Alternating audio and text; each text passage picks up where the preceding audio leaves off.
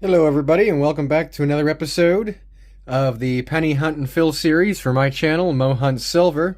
This is going to be episode number 13, boxes 24 and 25 for the Hunt series.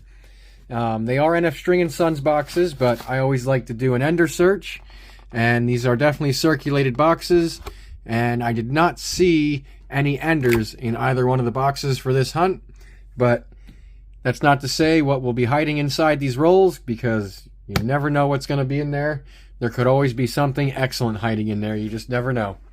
So that's why we hunt them, to see what we can find and grow our collections. But we are trying to fill these Lincoln Penny albums right here, and we're actually not doing a very bad job so far. In episode 12, we were able to make it up to 201 spots out of the 287 that we have to fill in these albums. So that is not bad after only hunting through 23 boxes. We will be using Variety Vista to check on our varieties and double dyes that we could find. And I have the microscope to get close. And yeah, we're going to see what we can find in these boxes. And we'll start with the box that's right here closest to me. And in roll number 1, right here. But before we do that, I'd just like to remind everybody, if you're new here, please don't be afraid to hit that subscribe button and like the video if you like the content. So let's get into this and see what we can find. Alright guys, I bring you in for the first find of box number 24, and we are on roll number 6. I just flattened them out here, and we're going to have a wheat cent reverse showing. And let's see what our date is. It looks like it might be slightly older. Let's see what we got. And that's going to be a very common 1944 out of Philadelphia. All right, well, wheat cent on the board. Just hunting through roll number 13, and we come up to a 1955 Philadelphia obverse facing. So that will be one for the 50s now. So it gives us 2 wheat cents altogether. And then a little bit further back in this roll, I saw we also have a foreign. And that's going to be a Canada 1 cent right here. And this is going to be a 2002. All right, so we now have a foreign. Keep on going. See what else we can find here. Just flattened out roll number 17, and we're going to have another wheat cent reverse here showing. I see a wheat stalk, so we can pull this out of here. And let's see what the date of this thing is. And we're going to have another 1944. All right, well, that's 2 1944s and a 1955 so far, as far as wheat cents go. Very next roll, roll number 18. And I came up to a 1948 out of Philly. So we're going to have a different 40s find now. And that's going to be third for the 40s. Alright guys, we're on roll number 22. And this was actually the second coin from the end. And we have a 1942 out of Philadelphia. Right there. So that's another 40s. That's number 4 in the 40s for this hunt. And then also a couple rolls earlier, we had another Canadian cent here, a 1989. And that's, all right, foreign number 2, both being Canadian. I bring you guys in for this one. We're hunting through the first part of roll number 23. So this is going to be the very next roll after that 1942 wheat. I have good news and bad news with this one. This thing is in horrible shape. It's a 1994, but it's not the DDR that everybody knows about or is very popular that people are looking for. This one, when I flip this, is actually going to be a 180 degree, roughly, rotated die, because the Lincoln Memorial here in 1 cent should be on the bottom side, and it's on the top side. So this thing will actually flip like a Canadian coin or a foreign, So if we take it this way, let me put it down. If we take it this way and flip it, there is a lot of rotation there because, and then if we put Lincoln upright how he should be and we flip it, just like that, that building is upside down. And it should be upside right. I really wish this was in better condition.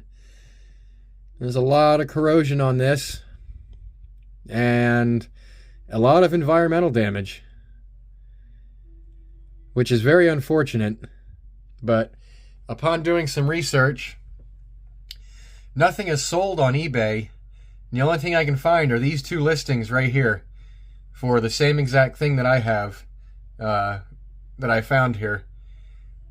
And with those prices like that, I don't know what the people are going to get for them when they finally sell them. But I would guess that this one here would probably only be worth about $10 to $15 maybe with all this damage on it. But man, that's a sweet mint error to find. I believe that's the first rotated die penny that I found so far. I found a Wilma Mankiller quarter and 2 rotated die nickels, but never a penny. Awesome. Yeah, we'll get through the rest of this roll, and if there's anything in here, I'll be back to show you. Alright guys, nothing else was found in roll number 23 besides that rotated die, but I bring you in here again on the very next roll, roll number 24, because I see a 1953 right here, third coin from the end. So we have a 1953 Philadelphia wheat cent with what looks like a die chip, if this wants to focus. Let me put that under the scope actually. And that sure is. We got a big extra blob of metal right there. Cool. Alright. Little extra bonus on that one. Alright, 1953. With a die chip on the reverse. Sweet. Let's see if there's anything else in here, because I didn't even literally look to see what we got in here, but I'll be back if there's anything else. Just laid out roll number 27, and towards the back I have a wheat cent reverse, so we can pull this one out and see what the date is on this. I'm gonna guess in the 50s though, from the way that reverse looked. And yep, and we got a 1957 out of Philly. Okay, yeah, I think that's it for this roll. What's that one? 70 something. 71. Yeah, I don't think there's anything else in here. I gotta check them for varieties though. What's that one? Nope, 82. Alright, I'll be back if there's any varieties. Roll number 30 is going to give us our 8th wheat cent for this box and our 5th 40s, because we have a 1942 out of Philly.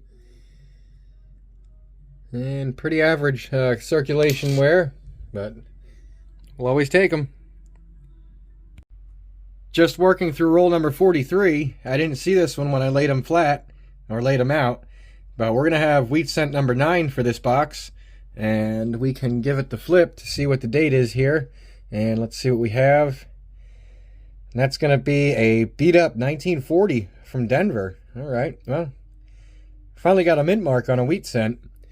It's been 13 rolls since we got one, and we've also gotten 4 more Canadian cents to add to our foreigns for this hunt. You know, 1976 right there. And then the second one was a 1968. It's nice to see some older ones here. And then the third was a 1984. That is tough to read there a little bit because of the coloration. It's hard to see the details on that one. And then the last one, and the oldest that we found, is 1964. Pretty common for a Canadian cent. That is going to be the Younghead design. And it's kind of trashed.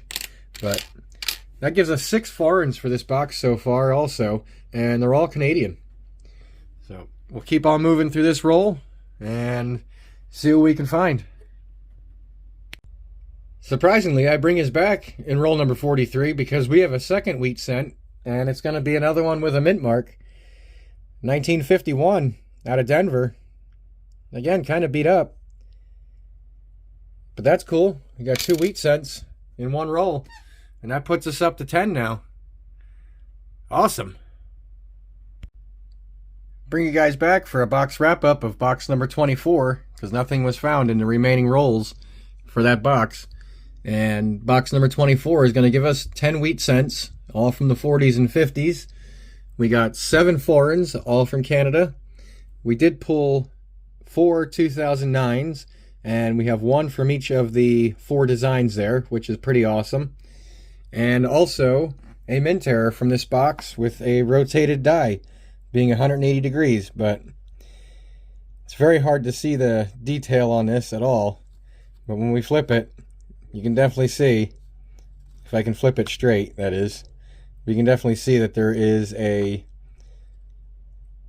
roughly 180 degree rotation on the die, because where it says 1 cent at the top, that should be at the bottom down here, and the Lincoln Memorial here is also upside down, and that should be upside right. So this coin flips more like a Canadian coin this way, and I can show that right here because we have a Canadian coin right here. And let me turn it upside right. And when you flip it, you have the same thing. So that's pretty neat.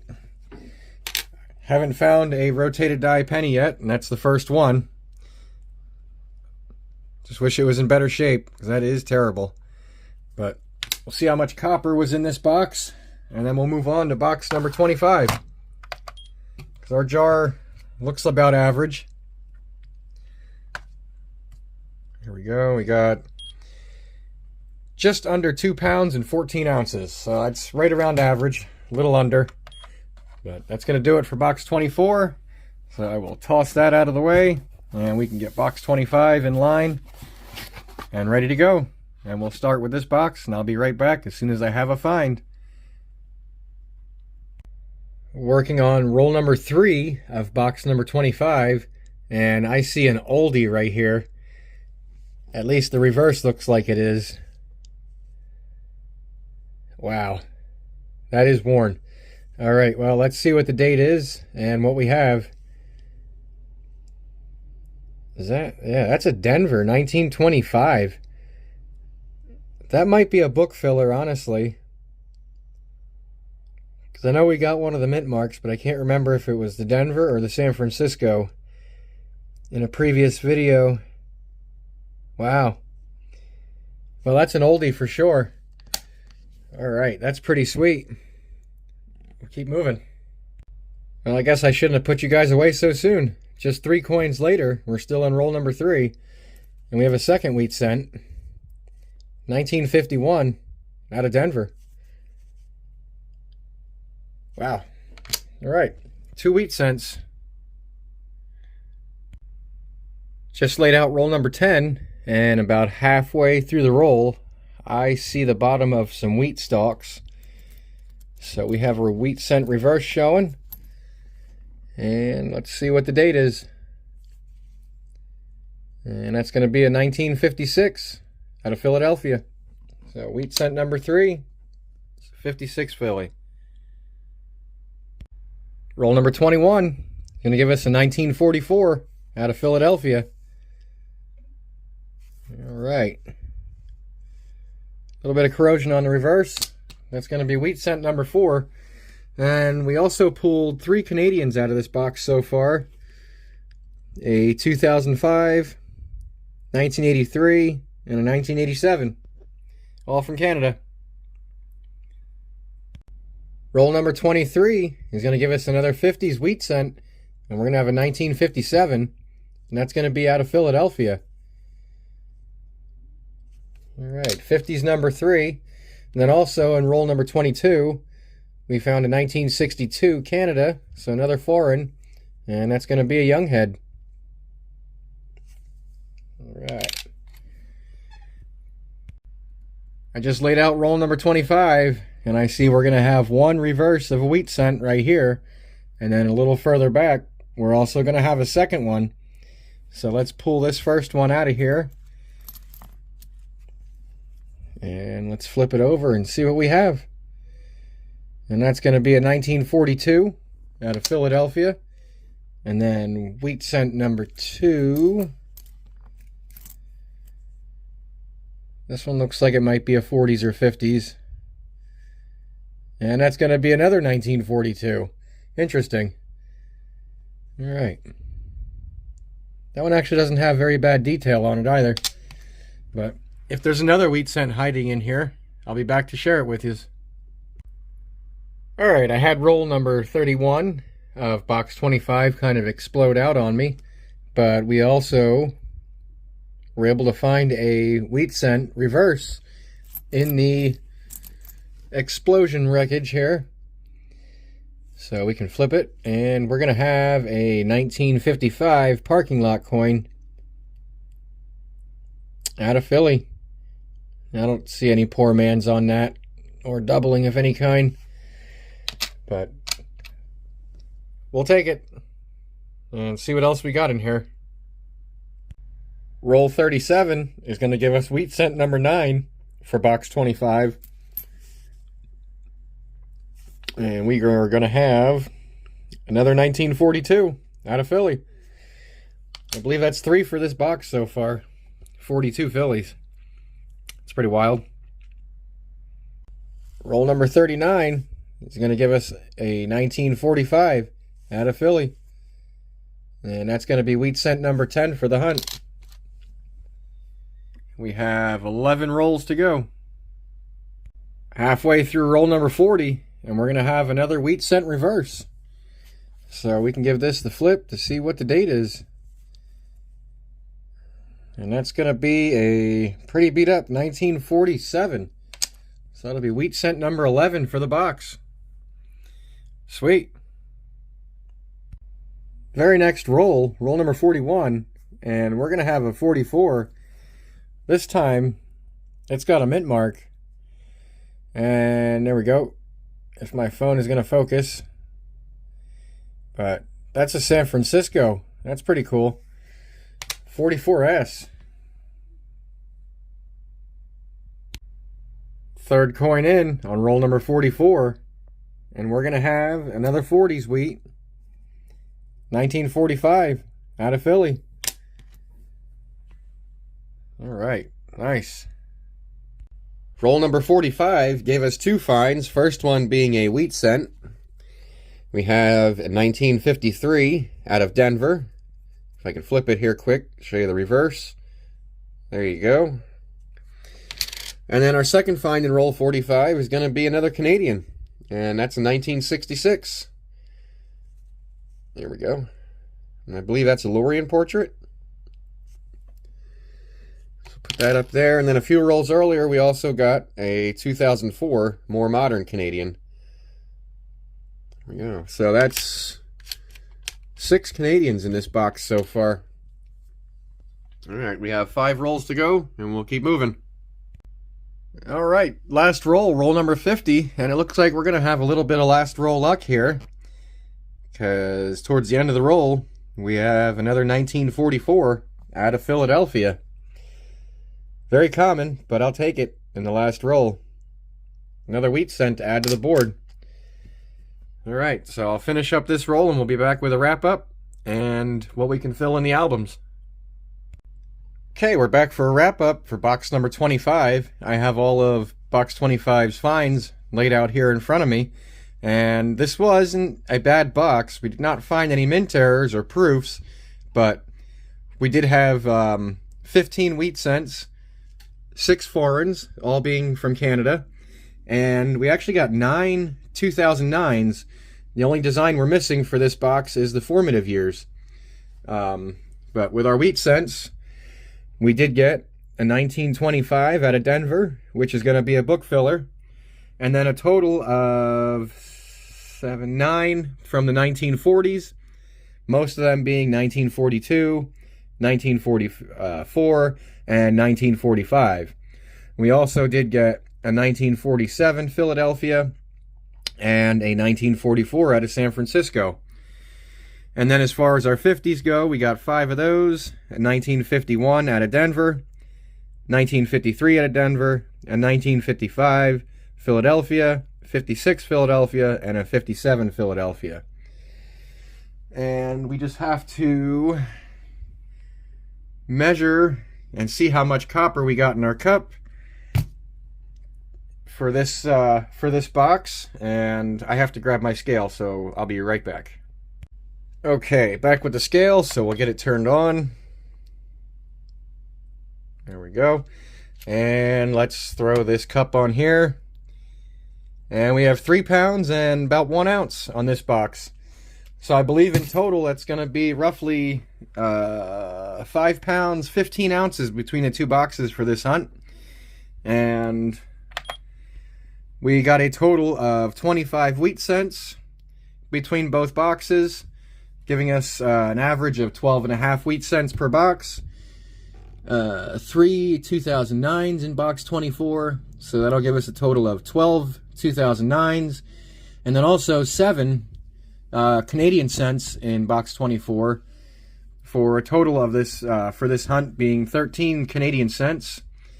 And then we only got 1 mint error out of this episode, or for these 2 boxes, and that's going to be this really beat up 1994 right here with a rotated die that I'm going to say, I thought it was 180 degrees, but I'm going to say it's more like 160 degrees of rotation. So that's pretty cool. I just wish it was in better shape. But let me get today's finds plugged into the albums, and we'll see what kind of additions and upgrades we have. So I'll be right back once I have that done. And here's our albums. Alright, and here's a look at the albums. After only hunting 25 boxes, I would say these albums are starting to look really good. And we're getting a lot of spots filled. With this episode, we were able to add 7 more spots into these albums. And that put us up to now a total of 208 out of the possible 287 spots to fill in these albums. And I'll just get right into our new additions for this episode. And the first one is going to be the 1925 out of Denver, with only 22.5 million minted. That's pretty good. Harder one to find for sure. And then our second edition is going to be a 1940 out of Denver, with 81 million minted. That one's also kind of tough to come across, but not as hard as that 25. And then our second edition is going to be all the way down here, 1976 out of Denver.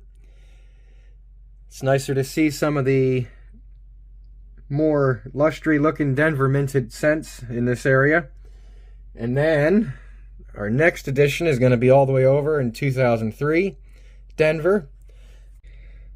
And then our 5th edition is going to be a 2004 out of Denver. And number 6 is going to be a 2007 out of Denver. And then the last one for this episode is going to be a 2012 out of Denver. So that's pretty cool. We were able to fill these more modern spots because these boxes did have a decent amount of nicer looking zinc scents that I was able to pull out and compare and then add if we needed them for additions. Unfortunately though, the zinc scents we have in our book, none of them needed to be upgraded because we all already have nicer ones in the books. The only upgrade for this episode is going to be our 1944 San Francisco right here. And you can see the one we had in the book was all gouged up. And the one we put in today looks much better. It's not in mint state, obviously. It's definitely a brown. But it doesn't have gouges, and there's actually a little bit of hair detail left. So that's awesome. And I'm really happy with the way these books are coming out and coming along so far. And if you guys are enjoying this series, please give the video a thumbs up And remember to subscribe to my channel to be on the lookout for any future episodes. And also, you can check out my other videos. So, with that, I'm going to get out of here. And have a good one, guys. And we'll see you on the next one.